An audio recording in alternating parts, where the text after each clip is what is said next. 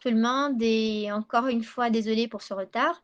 Donc, comme ça a été dit par notre ami et collègue, alors aujourd'hui, c'est la dernière partie de l'hémophilie. Donc, c'est un petit chapitre hein, en ce qui concerne les complications. Donc, on avait vu la première partie en ce qui concerne le diagnostic. Et puis, nous avons vu la deuxième partie, c'était réservé au traitement. Donc, cette dernière partie, ça va être spécialement sur les complications. Et comme c'est la dernière partie, donc je me suis dit pourquoi ne pas rappeler quelques éléments de l'hémophilie.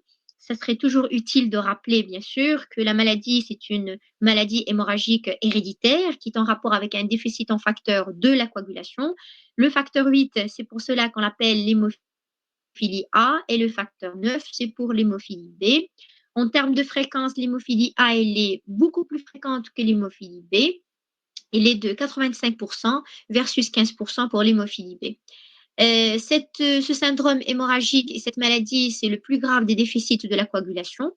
Et c'est une maladie, étant donné qu'elle est liée au chromosome X, donc elle va se voir essentiellement chez les garçons. C'est vraiment très, très, très exceptionnel d'avoir l'hémophilie chez, bien évidemment, la femme. En termes de fréquence, l'hémophilie A, il est de une naissance pour 5000 garçons, alors que l'hémophilie B, il est encore plus rare, hein, c'est une naissance pour 30 000 garçons. Donc finalement, pour parler des complications, il faut impérativement rappeler la différence entre les deux facteurs. Pourquoi? Parce que cette différence, elle va être responsable d'une fréquence élevée d'une complication qu'on appelle la survenue de l'inhibiteur, et vous allez comprendre pourquoi. Le facteur 8, c'est un cofacteur de la coagulation. Ça veut dire quoi? Ça veut dire que c'est un catalyseur d'une réaction enzymatique, ce n'est pas un enzyme.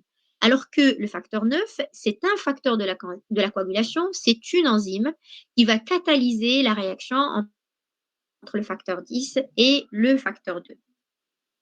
Sur le plan poids moléculaire, le facteur 8, c'est une grosse molécule. Alors, si vous voyez le poids moléculaire, il est de 300 kDa pour le facteur 8 et de 55 kDa pour le facteur 9. Alors, cette information n'est pas donnée juste pour peser les deux facteurs entre guillemets, mais plus la molécule, vous savez que ce sont des protéines, alors plus la molécule est grande, plus elle aura des sites antigéniques, plus elle sera immunogène.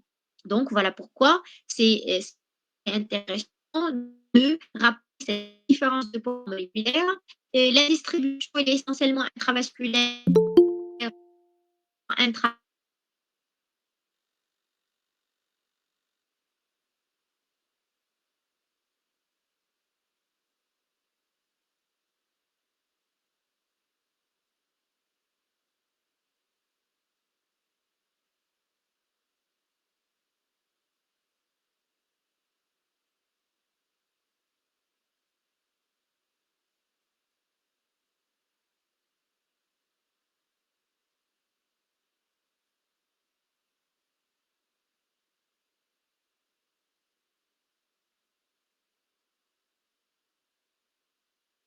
résiduelle du facteur.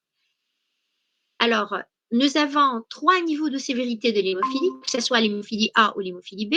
Il y a l'hémophilie sévère, quand on a un taux de facteur inférieur à 1%. L'hémophilie modérée, c'est de 1 à 5% et strictement inférieur à 5%. Et l'hémophilie mineure, c'est à partir de 5 à 30-40%. Alors, cette différence de niveau par rapport au facteur résiduel, c'est également un des facteurs qui va exposer au développement des complications, notamment l'inhibiteur. Pourquoi?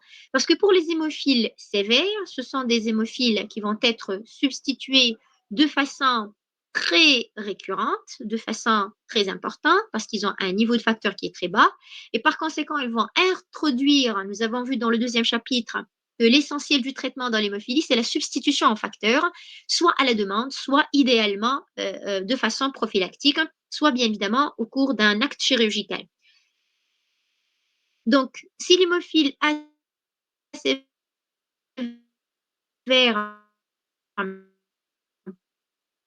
elle est bien évidemment traitée donc le sévère de façon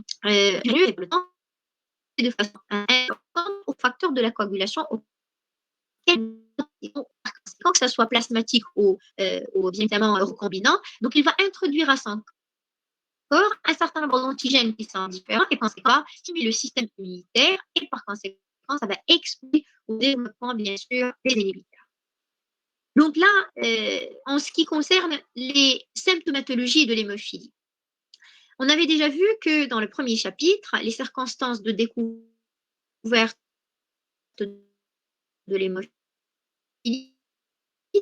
ça peut être soit forte essentiellement pour le même mineur, évidemment, et que ce syndrome est à 60 vous avez vu, vous voyez la différence entre les deux genoux. Le genou gauche, il est parfaitement normal et le genou, plutôt le genou gauche du patient, il est gonflé, et des tumultuations. Les deux photos, celle qui est au-dessus, plus avant une fois, c'est une articulation qui est. Donc, le maître symptôme, c'est marque trop dans.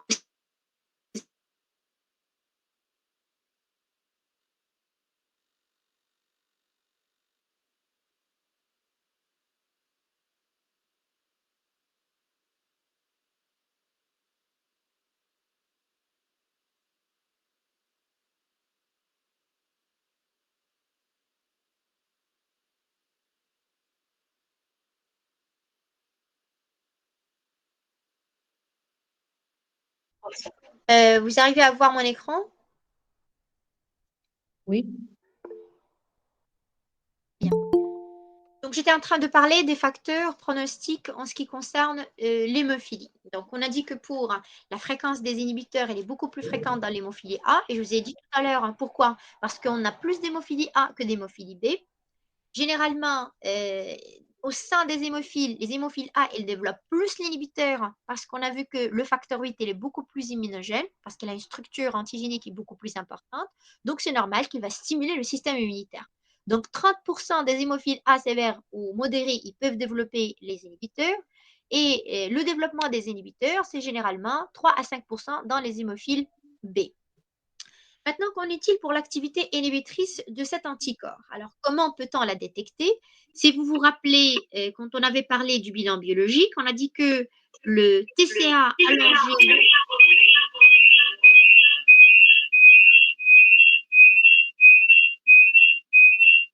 Est-ce que vous pouvez éteindre vos micros, s'il vous plaît? Merci.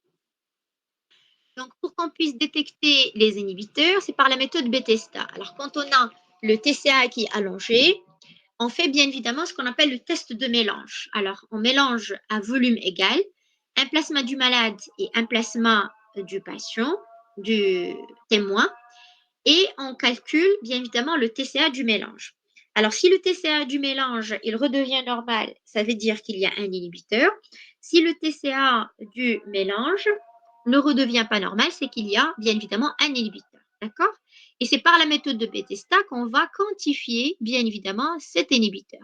Donc, c'est au laboratoire de nous donner combien d'unités Bethesda, c'est une unité de mesure par rapport bien évidemment aux inhibiteurs.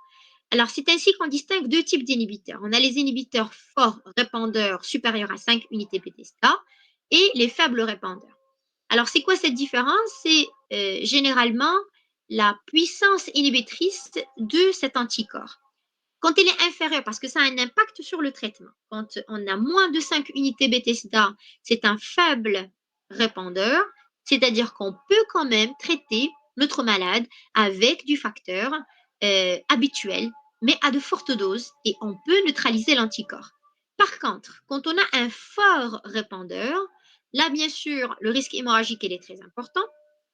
Et on ne peut pas traiter avec le facteur substitutif, il faut impérativement le changer parce que ça ne sert à rien. C'est un anticorps qui est très fort et donc à chaque fois qu'on va donner ce facteur de substitution, il va être neutralisé par l'inhibiteur. D'accord?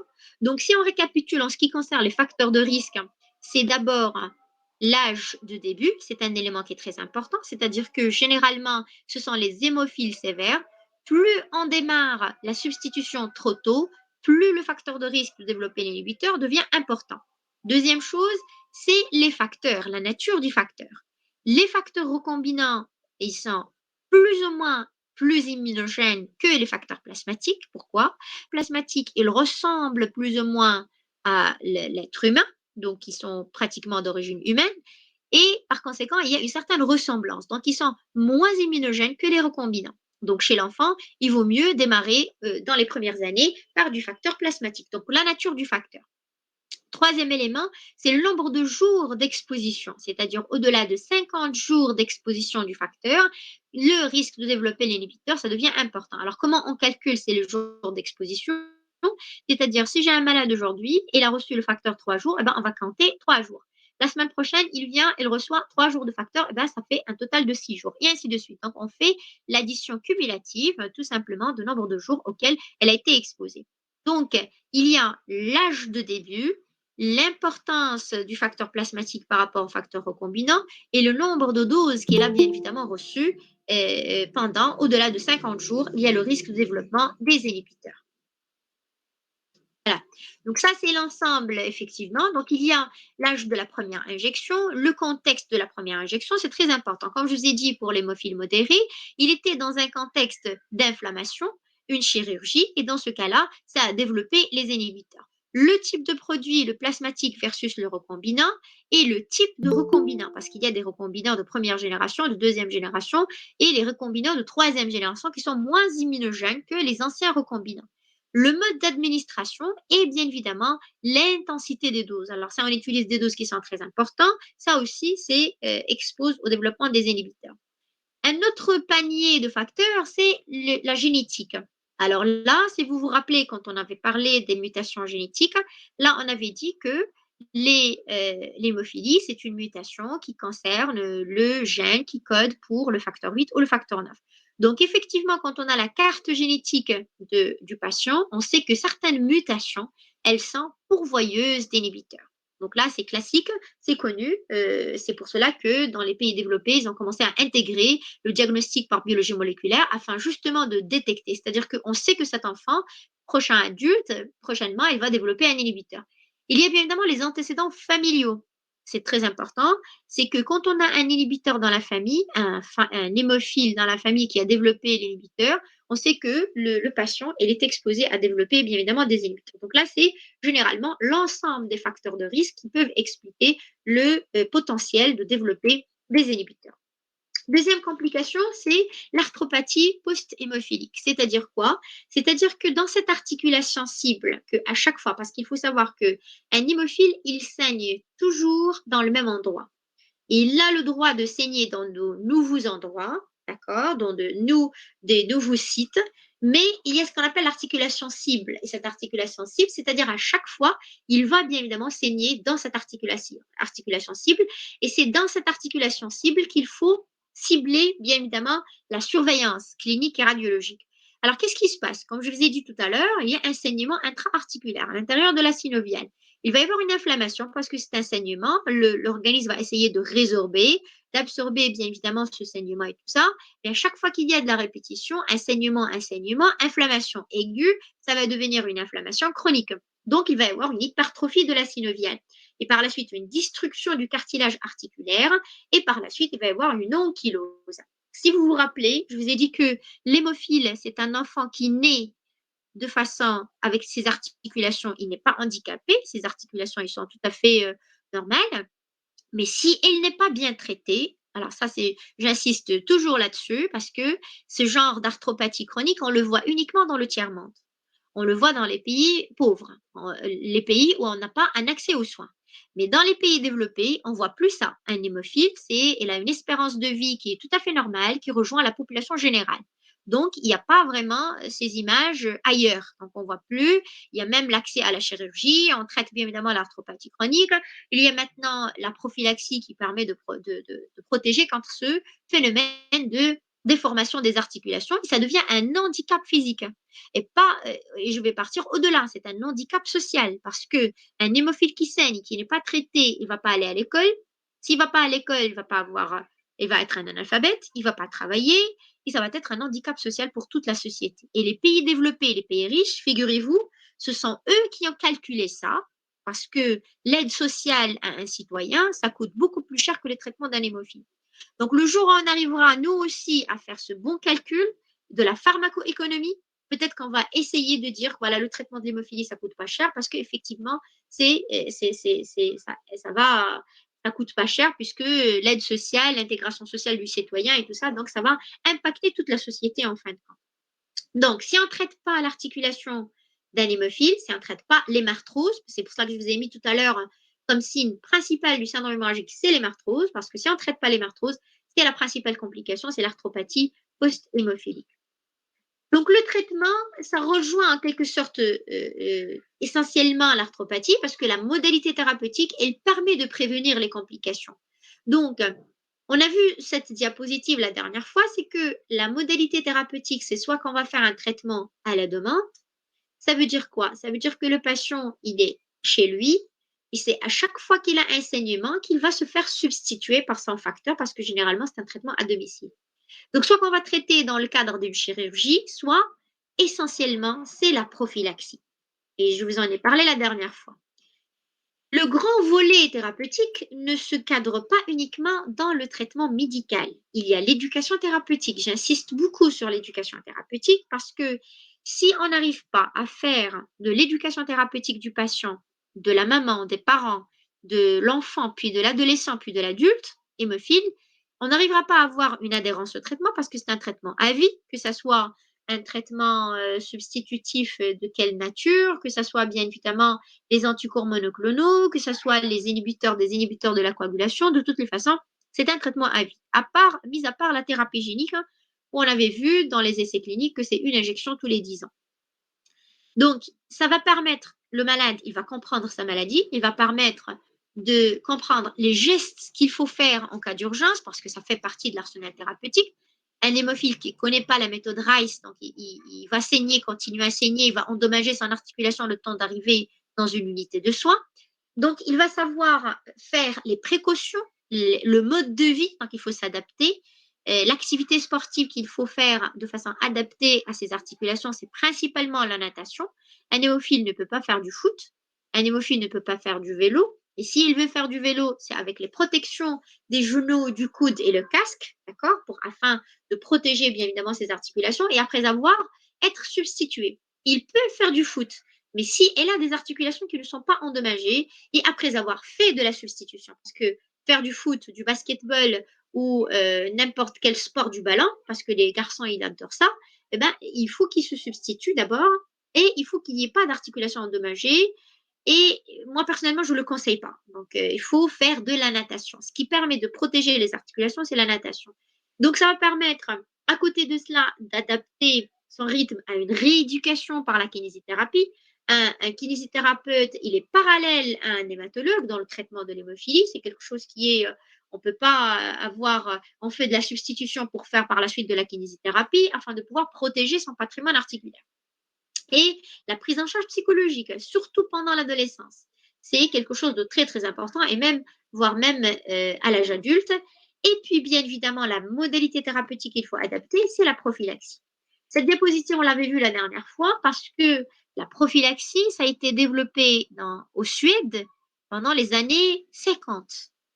Et ce n'est qu'en 2000, je pense, si je ne me trompe pas des dates, c'est pendant les années 2000 que la prophylaxie a été adoptée en Europe.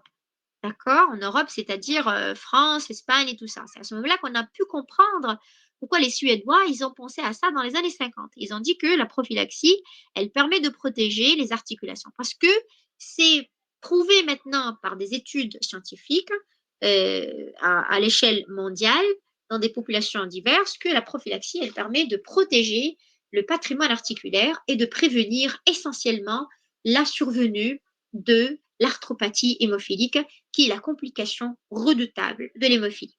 Donc, si on récapitule, on a 3 types de complications. Il y a le développement des inhibiteurs, il y a les infections et il y a l'arthropathie hémophilique. Les infections, maintenant, on peut être plus ou moins à 95% être sûr qu'il n'y a pas vraiment de contamination par des virus. Donc, je laisse quand même le doute parce que le risque zéro n'existe pas. Il y a quand même un petit risque, pardon, d'être contaminé par des virus que peut-être émergents, qu'on ne connaît pas, mais puisque ce sont d'origine plasmatique, il y a toujours ce risque. Le développement des inhibiteurs, donc là, il y a les moyens pour le prévenir, c'est également les modalités thérapeutiques. Il faut éviter les doses fortes quand on n'a pas vraiment pas besoin. Il faut bien évidemment éviter pendant les premières années les facteurs plasmatiques et ainsi de suite. Pour l'arthropathie hémophilique, c'est essentiellement la prophylaxie. Et la prophylaxie, on a 4 types de prophylaxie. La prophylaxie primaire, c'est avant qu'il y ait un épisode hémorragique, c'est-à-dire que dès la naissance, on fait le diagnostic d'un hémophile sévère, on démarre la prophylaxie avant qu'il y ait endommagement ou vraiment avant de léser les articulations. Prophylaxie secondaire, c'est après au moins 2 saignements et avant l'apparition de la maladie articulaire. La prophylaxie tertiaire, malheureusement, c'est ce qu'on fait, c'est après l'installation c'est pas par ignorance, c'est pas parce qu'on n'est pas convaincu, mais par défaut de moyens. Parce que des fois, on n'a pas l'accès aux facteurs afin de pouvoir développer la prophylaxie, donc on n'a que la quantité qu'il faut pour gérer les urgences. Et la prophylaxie périodique, c'est une prophylaxie qui est faite de temps à autre. Donc la prophylaxie, elle permet de façon importante de réduire le nombre d'épisodes hémorragiques, de retarder ou de prévenir la survenue de l'arthropathie et par conséquent de protéger l'articulation de sa détérioration, de prévenir les saignements à risque vital et fonctionnel, bien sûr, parce qu'on va avoir un level de facteurs de façon élevée, de façon continue. Donc à chaque fois, on va avoir, c'est l'objectif de rendre un hémophile sévère, de le rendre un hémophile modéré. Voilà, donc améliorer le phénotype hémorragique de sévère à modéré, améliorer la qualité de vie et maintenir un taux résiduel qui est supérieur ou égal à 1%, voire même un peu plus haut. Donc là, cette diapo, en ce qui concerne les avantages et les inconvénients, en matière de coût, je pense que je dois la changer parce que en termes de coût, il faut faire des études de pharmacoéconomie, comme je vous ai dit, pour dire que vraiment à quel point elle est coûteuse. Mais si on fait vraiment ces études-là, on ne va pas être sûr de dire qu'il est coût. Et surtout, je dirais qu'il est un petit peu la contrainte, c'est-à-dire qu'il faut que le malade soit substitué 2 fois par semaine. À chaque fois, il va se faire des injections, des injections. Ça, c'est quand même un peu lourd pour le patient. Mais il n'a que des avantages, la réduction des hémorragies, moins de complications articulaires, il diminue le risque d'inhibiteur post-corps par quoi? À chaque fois, on sensibilise le système immunitaire avec une petite dose, donc il va s'améliorer. Ça lui permet de faire une activité sportive et par conséquent une meilleure vie sociale. Et par conséquent, il ne va pas être absent, il va pouvoir être bien intégré. Alors, le traitement des inhibiteurs, là, cette diapositive aussi, vous l'avez vu la dernière fois, c'est essentiellement, je l'ai mis surtout pour l'anticorps. Dans le traitement des inhibiteurs, on a bien sûr, comme on a dit, quand on a un inhibiteur fort répandeur, on ne peut pas le traiter par le même facteur. Donc, à ce moment-là, il faut le traiter par la ITI, c'est-à-dire la tolérance immune induite. Donc, on va donner de très, très fortes doses du facteur auquel il a développé l'inhibiteur afin de le sensibiliser. Sinon, on peut utiliser les anticorps monoclonaux tels que les mécizumab ou bien pour gérer l'urgence d'un saignement, on peut utiliser les agents bypassants, à savoir le facteur 7 recombinant ou bien évidemment le complexe prothrombinique PPSB. Donc en conclusion, l'hémophilie, c'est une maladie hémorragique héréditaire, d'accord? Donc elle n'est pas une maladie acquise, mais elle est héréditaire, sauf que 30% des hémophiles, ils peuvent avoir une mutation de novo, c'est-à-dire qu'il n'y a pas d'antécédent familial, d'accord? C'est-à-dire que l'habitude, c'est de dire, voilà, la maman, elle va me dire, oui, j'ai des frères qui sont hémophiles, mais des fois, 30% quand même, on n'a pas d'antécédent familial. Donc, la corrélation entre les mutations et la sévérité, c'est quelque chose qui est vraiment parallèle. Plus l'hémophilie elle est sévère, plus le syndrome hémorragique est important. Donc, la forme sévère, on a un syndrome hémorragique qui est très important. La forme modérée, c'est modéré. La forme mineure, on n'a pratiquement pas de saignement. C'est une maladie dont le diagnostic, il doit être urgent et il doit être bien évidemment rapidement fait avec une bonne prise en charge. Et quand on dit une bonne prise en charge, c'est essentiellement, il faut insister sur la prophylaxie. Les complications, c'est 3 types de complications. Inhibiteurs, infection, arthropathie post-hémophilique. Il y a bien sûr les tumeurs post-hémophiliques aussi, mais on les voit de moins en moins, c'est les hématomes qui ne se résorbent pas au niveau intramusculaire et qui se développent et se transforment en une véritable tumeur. La semaine dernière, vraiment, c'était très malheureux. J'ai rencontré, en fait, j'ai vu un patient qui avait une très grosse tumeur au niveau de la cuisse qui faisait tumeur, ça veut dire hématome, qui devient fibrosé. D'accord? C'est une tumeur post-hémophilique, mais c'est pas un cancer. Donc c'est de la fibrose tout simplement, l'hématome qui va être fibrosé, c'est très dur, ça comprime les vaisseaux, ça comprime les nerfs, les muscles, tout ce que vous voulez. Il a commencé à saigner. D'accord? Donc c'était vraiment une tumeur horrible, une complication horrible. C'était un patient qui est suivi pour hémophilie depuis très très longtemps et qui était vraiment très très mal pris en charge. Donc voilà, c'est également une des complications et bien sûr les inhibiteurs. Les inhibiteurs, il y a un certain nombre de facteurs de risque. C'est la nature du produit qu'on utilise, c'est le nombre de doses jour exposées, c'est les doses intensité également qui peuvent exposer et c'est les mutations génétiques ainsi que l'environnement. C'est-à-dire que enfin, le contexte clinique de ce patient pendant lequel il était exposé aux facteurs, ça risque de développer comme par exemple un acte chirurgical, une inflammation, une infection. C'est une maladie qui nécessite une prise en charge dans des centres qui sont très spécialisés et qui connaissent un petit peu la maladie, qui connaissent le domaine. Et c'est une prise en charge qui est multidisciplinaire. On a besoin de l'hémato, on a besoin de kinésithérapeute, du biologiste qui va nous faire le diagnostic, du pharmacien qui va nous ramener le médicament. D'accord, donc c'est vraiment du pédiatre, du chirurgien. Donc on a besoin d'une prise en charge multidisciplinaire. Le traitement, maintenant, la tendance est un traitement qui est individualisé en fonction de la pharmacokinétique. C'est des choses qui sont très, très récentes, c'est des recommandations qui sont très, très récentes. C'est-à-dire chaque patient, il est complètement différent d'un autre patient. 70% des individus hémophiles dans le monde, ils n'ont pas l'accès au traitement, malheureusement. C'est que c'est une maladie qui est la même partout dans le monde, mais on se retrouve avec deux mondes différents.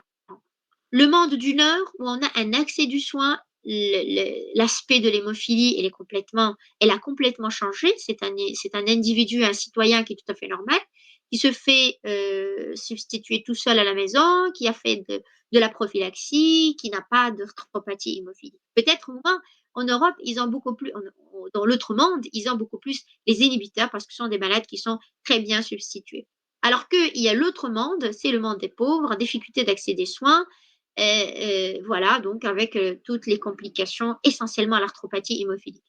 L'espoir, moi je vous dirais que c'est pas un espoir, c'est pas un rêve, mais l'espoir, il est en train d'être réalisé. C'est la thérapie génique qui permettrait de guérir, bien sûr, ces malades. Et je vous remercie.